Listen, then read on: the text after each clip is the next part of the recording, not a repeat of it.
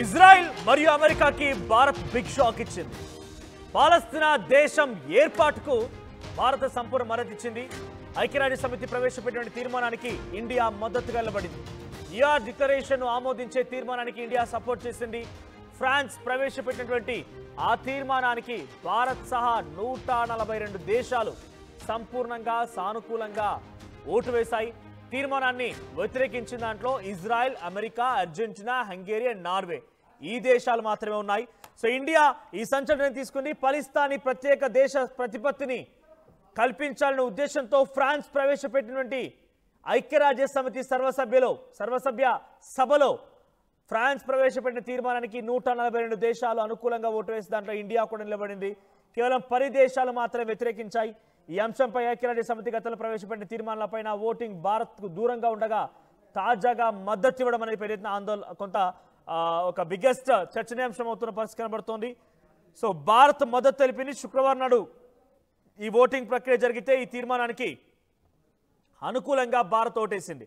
పాలస్తీనా, Israel రెండు దేశాల మధ్య శాంతియుత పరిష్కారం కోసం 2 దేశాల పరిష్కార మార్గం అమలుపైన న్యూయార్క్ డిక్లరేషన్ ఆమోదం తెలిపేటువంటి తీర్మానానికి అనుకూలంగా ఇండియా ఓటేసినట్టు తెలుస్తోంది. అయితే ఈ తీర్మానానికి అనూహ్యంగా భారత్తో సహా మరొక 142 దేశాలు మద్దతుగా నిలబడ్డాయి. ఇప్పటివరకు పాలస్తీనాని నిజంగా ఒక ప్రత్యేక దేశంగా ఎవరూ కూడా గుర్తించడం లేదు. భారత్ ఇప్పుడు 142 దేశాలు కలిసి పాలస్తీనాని ప్రత్యేక దేశంగా గుర్తించాయి. ఏదేమైనా పాలస్తీనాకు సంబంధించి ప్రత్యేక దేశం ఇప్పుడు పిలువబడడం అనేది కొంత అందరినీ కూడా ఈ అంశం పైన మరి ముఖ్యంగా పాలస్తీనాకు సంబంధించినటువంటి ఆ యువకులంతా కూడా పాలస్తీనా దేశస్థులందరూ కూడా కొంత సంతోషించే విషయమే. ఇటీవల చోటు చేసుకున్న పరిణామాల నేపథ్యంలో గాజా విషయంలో ఇండియా తన వైఖరి మార్చుకుంది అని గత 3 సంవత్సరాల్లో కాల్పు విరమణకు సంబంధించిన ఐక్యరాజ్య సమితి ప్రవేశపెట్టిన తీర్మానాలపై 4 సార్లు ఓటింగ్ నిర్వహించగా భారత్ దీనికి దూరంగా ఉంది. దీంతో ఇండియా తీరుపైన పెద్ద ఎత్తున విమర్శలు వచ్చాయి. ఈ క్రమంలో ప్రస్తుతం ప్రవేశపెట్టినటువంటి తీర్మానాన్ని ఇండియా సంపూర్ణంగా మద్దతుగా తెలిపింది. డిక్లరేషన్లో ఇజ్రాయెల్ చర్యలను తప్పుపట్టారు. 7 పేజీల డిక్లరేషన్లో అనేక అంశాలు ప్రస్తావించారు. గాజాల యుద్ధాన్ని ఆపడానికి, ఇజ్రాయెల్ పాలస్తీనా సమస్య 2 దేశాల మధ్య శాంతియుతంగా పరిష్కరించుకోవడానికి, పాలస్తీనాలోని ఇజ్రాయెల్ ప్రాంతంలోని ప్రజలందరికీ మంచి భవిష్యత్తు నిర్మించడానికి ఇవన్నీ అంశాలున్నాయి. సుమారుగా 7 పేర్లతో డిక్లరేషన్ రూపొందించారు. సో అక్టోబర్ 7న హమాస్ ఇజ్రాయెల్పై దాడి చేసింది. ఈ దాడిలో 1200 మంది చనిపోతే 250 మంది పైగా బందీలుగా తీసుకున్నారు. డిక్లరేషన్లో ఈ దాడిని కూడా ఖండించడం ఒక అంశంగా పేర్కొన్నారు. ఇకపోతే ఇజ్రాయెల్ గాజాలో చేసిన దాడులకు సంబంధించి కూడా ఈ డిక్లరేషన్లో విమర్శించారు. సో ఈ దాడుల వల్ల పెద్ద సంఖ్యలో సాధారణ ప్రజలు అమాయకులు చనిపోయారని, ఆస్తులు ధ్వంసమయ్యాయని కూడా ఈ డిక్లరేషన్ రాస్తే వాటిపైన కూడా భారత్ 142 దేశాలతో కలిసి మద్దతుగా నిలబడింది. సో తర్వాత అయితే అమెరికాకు సంబంధించి ఇజ్రాయెల్ తీర్మానాన్ని వ్యతిరేకించాయి. ఇజ్రాయెల్ ఈ తీర్మానాన్ని వ్యతిరేకించడమే కాక ఘాటు వ్యాఖ్యలు కూడా చేసిందట. ఐక్యరాజ్య సమితి సాధారణ సభ ఓ రాజకీయ సర్కస్ లా మారింది అని చెప్పి కూడా ఇజ్రాయెల్ కొంత ఆగ్రహం వెలగక్కిందట. సో ప్రస్తుతానికి ఇజ్రాయెల్, అమెరికా మినహా 142 దేశాలు మొత్తం కూడా దీనికి సంబంధించి అనుకూలంగా పాలస్తీనాని ప్రత్యేక దేశంగా ఇవ్వడం కోసం సిద్ధమయ్యాయి. ఎస్, మా ప్రతినిధి ఏపీ ఇన్పుటర్ కృష్ణమోహన్ సిద్ధంగా ఉన్నారు. కృష్ణమోహన్, సో ఏంటి పాలస్తీనాకి ఒకప్పుడు వ్యతిరేకంగా ఉన్న భారత్ ఇప్పుడు సపోర్ట్ ఇచ్చిందంటే ఎటువంటి పొలిటికల్ సినారియోలో గ్లోబల్ లెవెల్లో ఏదైనా పాలిటిక్స్ లో భాగంగా భారత్ సపోర్ట్ ఇచ్చింది అనుకోవాలి, ఎలా చూడాలి? డెఫినెట్ గా పాలస్తీనాకి దేశ ఏర్పాటుకి భారత్ మద్దతు ప్రకటించడం, దాదాపుగా 142 దేశాలు దీనికి మద్దతు ప్రకటించాయి. అయితే ఈ వ్యవహారంగా నిజంగా మనం కానీ చూసుకుంటే ఇజ్రాయెల్ అమెరికాకు ఒక బిగ్ షాక్ లాంటిదే అని నేను అనుకోవాలి. ఎందుకంటే బేసిక్ గా మనకు మొదటి నుంచి కూడా ఇజ్రాయెల్ తో చాలా మంచి సంబంధాలు ఉన్నాయి. ఇజ్రాయెల్తో కానీ గతంలో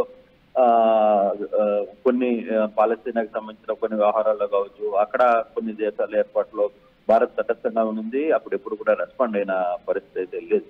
ఇప్పుడు పాలస్తీనాకి దేశం ఏర్పాటుకి భారత్ ప్రకటన మద్దతు ఇవ్వడం వెనకాల చాలా వ్యూహాత్మకంగానే వ్యవహరించింది అనేది చెప్పాలి. ఐక్యరాజ్య సమితి ప్రవేశపెట్టిన తీర్మానానికి ఇండియా మద్దతు పలకడం, న్యూయార్క్ డిక్లరేషన్ ని ఆమోదించే తీర్మానానికి సపోర్ట్ చేయడం అంటే బేసిక్ గా ఇక్కడ ఇజ్రాయెల్, అమెరికాకు ఇది ఒక షాక్ లాంటిదే అనుకోవాలి. అమెరికా పర్టికులర్ గా అమెరికాకు ఇది పెద్ద బిగ్ షాక్ వంటిదే మనం చూడాలి.